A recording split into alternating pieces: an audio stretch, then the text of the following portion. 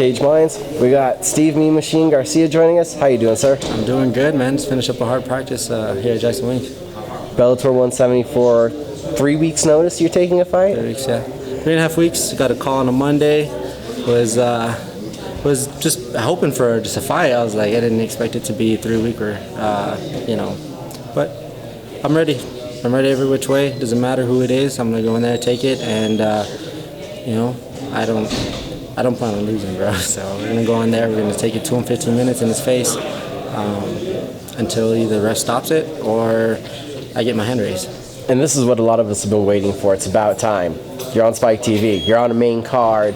You've been under the promotion's banner long enough. It's a big step up, and there's been a core of bantamweights, and this is your opportunity to jump into that upper echelon in the Bellator division. Joe Tiamangloa, you wanted to fight no matter what. What was the emotions and the thoughts when you got the name of the opponent, and it was one of these higher level guys in this division? Well, I look at the whole division. They're all really good. We watched that. There was a card that was like back to back. It was Nantes and Warren. It was like Galvao and who was it, LC, and it was all the bantamweights. And I looked at them like, wow, my division is really good. But you know what? I deserve to be right there with them. And honestly, I feel like I'm right where I need to be. It's been a while. It's been 9 years in the making. I've been doing this since I was real young, but it's all about a growing experience. I still have a lot more time to grow, but you know what? I'm going in there and I'm gonna, we're gonna go in there and we're gonna scrap. We're gonna fight and may the best man win. 3 weeks notice. What is there time to do and what isn't there time to do? There's got to be pros and cons on both sides of this opportunity in the time frame that's been given. When you're at this level, you always have to scout out all of them because you never know. You might have to take a late notice fight, kind of just like I did. The hardest part is always the weight cut. I mean, I'm a big 35 or so. That's always the challenge, but I always get it done. I've never missed weight, and I'm ready to go, man. This is not a hobby for me. I'm going to be a champion. It's guaranteed. Just all a matter of time. Is there the benefit of not as much wear and tear when you haven't been in camp mode 12, 8, 6 weeks where this is on 3 weeks? It's a lot less time to think about it. You just pretty much squeeze in a normal camp as much as you can into whatever weeks you got. So we had 3.5 weeks. So then we squeeze into 3.5 weeks. Make sure we get the weight down, and we go from there, man. This is, like I said, I've been training for all these guys. I scouted all these guys. I'm actually, I'm not just a competitor in the sport. I'm also a spectator. I enjoy watching a lot of these guys. They're all professional athletes. I respect them no matter what. If they say yes to a fight, you know what? I'm gonna respect that they're gonna step in the cage with me, and we're gonna go toe to toe. And like I said, may the best man win, which is gonna be me. Baby Joe Tiamangloa, your opponent. Let's be honest. He's a Tyrannosaurus Rex and a tank. He's shorter on the reach than you are. You are the Gumby of the division, or one of them, a very long, big bantamweight. Yeah. He's going to look to get inside. He's going to look to drag it to the ground and use his jiu-jitsu and get in there with power shots. What do you do to deal with this without telling us your total game plan? Well, the writing's on the wall. He has amazing chokes.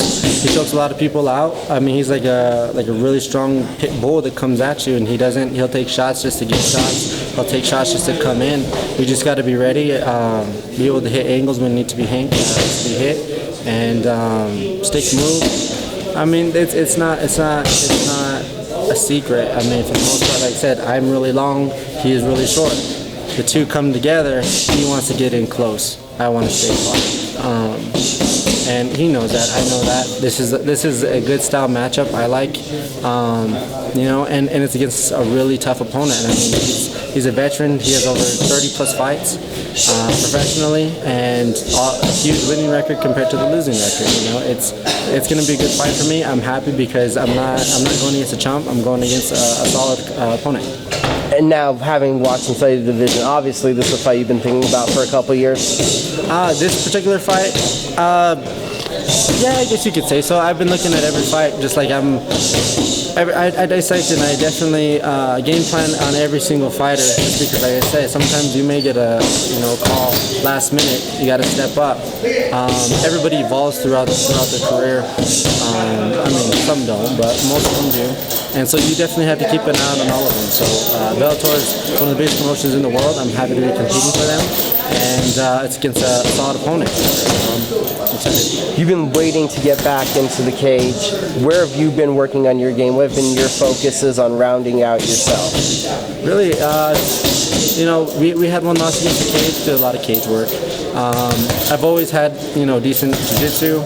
I don't want to say jiu-jitsu is not necessarily as important, but you got to know all aspects. You better know how to defend chokes, you better know how to perform chokes, and you better know how to punch people in the face. At the end of the day, it's a fight, it's a fist fight. And a lot of these wrestlers tend to forget that, because we fight now with a lot of wrestlers. That's why I respect Joe Tiamangloa just a little bit more, because he has heavy hands, he has knockout on his record, and he wants to fight, and I respect someone as respectable as him a lot more than someone that just wants to just take me down. Being with Bellator, it's been a while since you've taken a fight on 3 weeks' notice, right? Yeah. Did it give you a throwback to a memory of the amateurs? Kinda, yeah. I fought in Vegas, Laughlin one time on a week and a half notice. It's very similar. Didn't cut as much weight, so I mean it was still not fun. But I went out there, I went and performed. I got TKO in the first round, and that's kind of something I like, being tested as an amateur too, because I can make these short notice fights.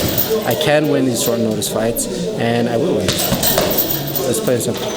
Where do you think a win puts you? Don't want to get too far ahead, but where does a win put you in the division with the landscape where it is? I think it puts me in the mix for sure. Tiamangloa technically won the first fight with him and Caldwell. I respect all of them. I'm not going to talk down on anybody. But him and Caldwell went at it. He didn't make weight. They didn't give him the title shot. He caught him with the guillotine. I think it was guillotine. And so they did a rematch. Caldwell strung out the win. He's getting the next title shot. If I can go out there and beat Tiamangloa, then I'm sure it puts me in the mix. Whatever Richard Shaw has for me, or Scott Coker, whoever, I don't care. I've been ready for this top division for a while. I've been prepping for it. I got great teammates, and we're gonna go in there and we're gonna throw down. Definitely, you're in the top 8 of this Bellator bantamweight division right now. Did you expect this quickly to be in that placement, to be here? Has it taken longer? Has this been a quick ride? Does it feel like it to you? I feel like it's been fairly quick. I've been training for such a long time that it almost kind of feels like a long time, but really being a professional athlete for 2.5, 3 years, being with Bellator since my second pro fight, I mean, it's a blessing.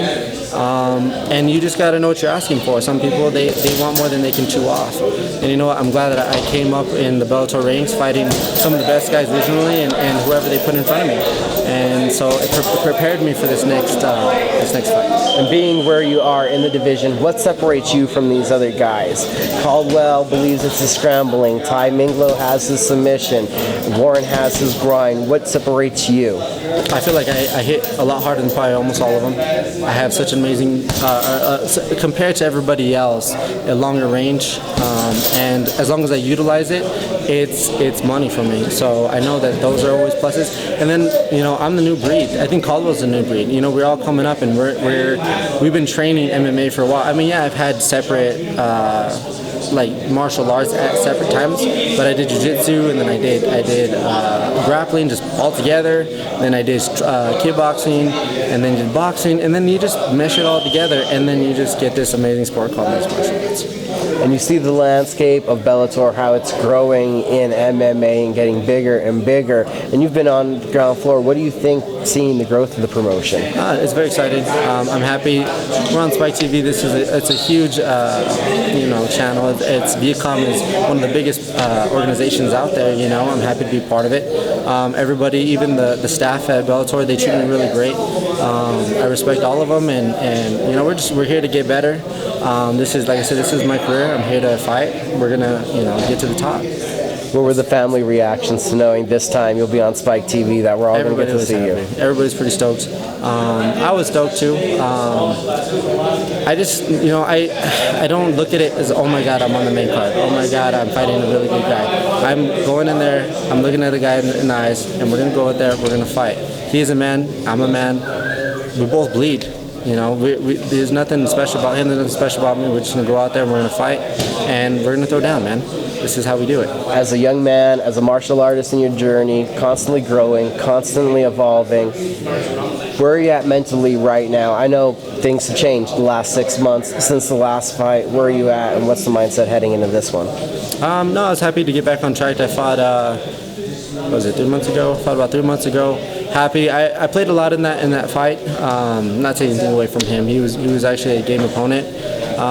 Now I have to get down to, you know, the nitty gritty and bite down on my mouthpiece and, you know, chuck forward. You know, I've done it my whole career, and it's not going to change. Steve Garcia, what's the message for the fans? Oh man, it's going to be great. Tune in, Spike, March 3rd. I should be opening against Joe Tiamangloa. You know, he's game. We're going to go out there, we're going to fight, and I plan to get my hand raised. You know, I just want to give a big shout out to one God, always, no matter what. My family, my dad, my brother, my mom, and my sponsors. Under Sports Nutrition, Virus, Affliction, Bad Boy. And then my coaches here, Coach Wink, and then I got, you know, Coach Chad, my dad, Greg Jackson, all these guys, they're all helping me, my teammates, everybody's preparing me to go out there for a victory. So thank you guys, and just keep an eye out. It's going to be good. Thank you for the time.